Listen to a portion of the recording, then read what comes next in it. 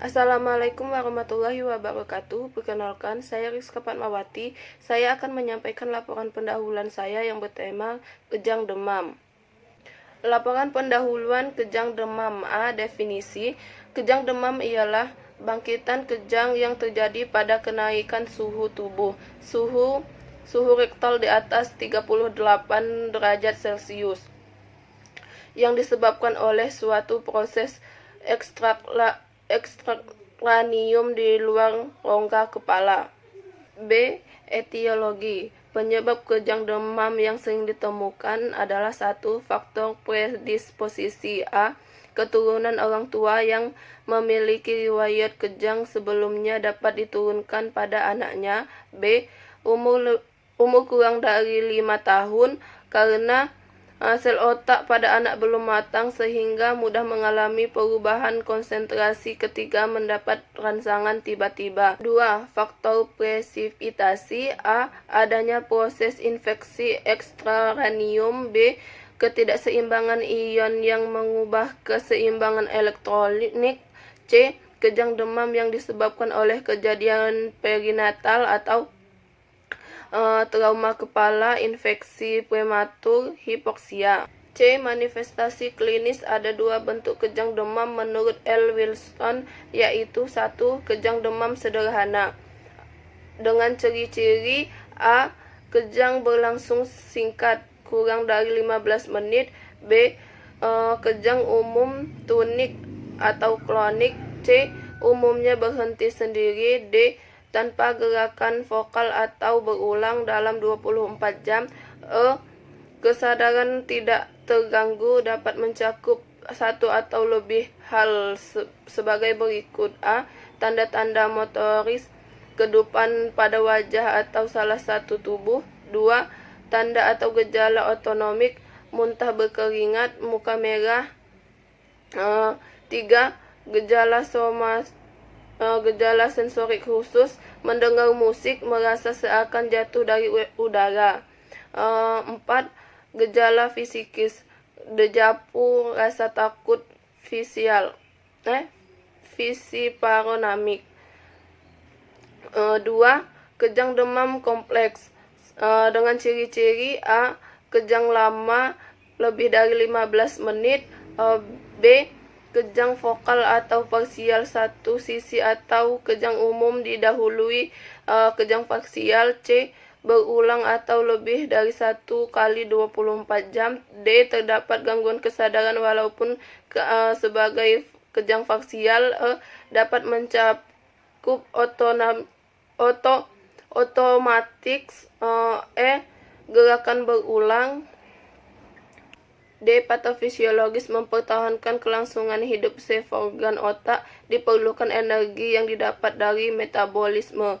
Bahan baku untuk metabolisme adalah glukosa. Sifat ini oksidasi dengan peran pengetahuan paru-paru diteruskan ke otak melalui sistem kardiovaskular.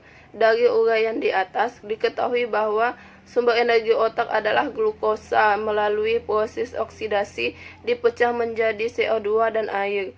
Sel yang dikelilingi oleh membran yang terdiri dari permukaan dalam yaitu lipoid dan permukaan luar yaitu ionik. Dalam keadaan normal, membran sel neuron dapat dilalui dengan mudah oleh ion kalium K+, dan sangat sulit oleh natrium Na+, dan elektrolit lainnya kecuali ion kloridasi C1-. Pathway. Infeksi bakteri, virus, dan parasit mengakibatkan reaksi inflamasi, kemudian proses demam, terjadinya hipertermia, kemudian mengakibatkan risiko kejang berulang, kemudian pengobatan kondisi prognosis, kemudian kurang informasi kondisi prognosis atau pengobatan perawatan mengakibatkan kurang pengetahuan infeksi penata laksanaan kejang cemas. Pengobatan perawatan kondisi prognosis lanjut dan mengakibatkan cemas. Kemudian rangsangan mekanik dan biokimia, gangguan keseimbangan cairan dan elektrolit, mengakibatkan konsentrasi ion ekstraseluler, mengakibatkan ketidakseimbangan membran aktif, mengakibatkan Na+ dan K+, mengakibatkan kejang, kemudian kurang dari 15 menit, mengakibatkan tidak menimbulkan gejala kejang, mengakibatkan risiko cedera lebih dari 15 menit, mengakibatkan suplai darah ke otak, kemudian mengakibatkan perusakan sel neuron otak, kemudian perfusi jaringan serebral tidak efektif. Komplikasi. Pada penderita kejang demam yang mengalami kejang lama biasanya terjadi hematoeresis, kelumpuhannya sesuai dengan kejang vokal yang terjadi. Mula-mula kelumpuhan bersifat plastik, tetapi setelah 2 minggu timbul spastisitas. Kejang demam yang berlangsung lama dapat menyebabkan kelainan anatomis di otak sehingga terjadi epilepsi. A. Aspirasi. B. Afiksia. C. Retardasi mental. D. Kerusakan otak. G. Pemeriksaan penunjang. Pemeriksaan diagnostik yang dapat dilakukan pada pasien kejang demam antara lain: 1.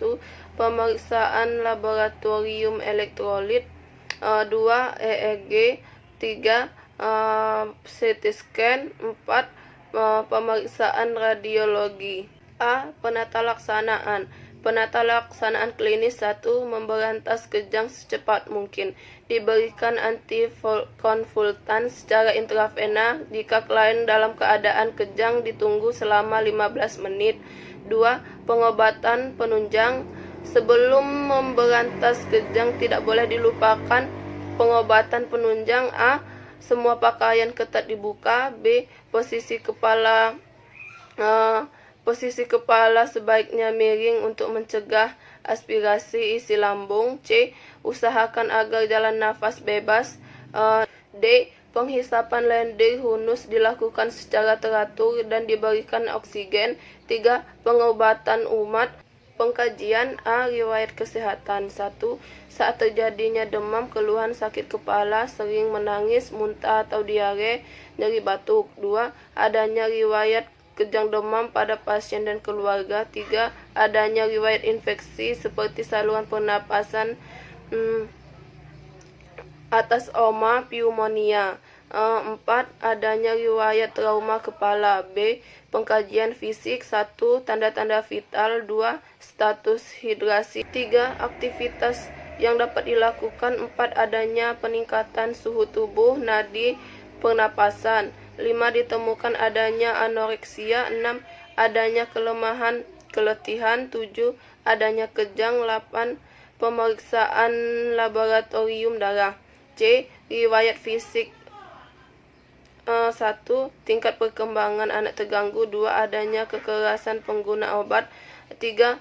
Akibat hospitalisasi. 4. Penerimaan klien dan keluarga. 5. Hubungan dengan teman sebaya. D. Pengetahuan keluarga. 1.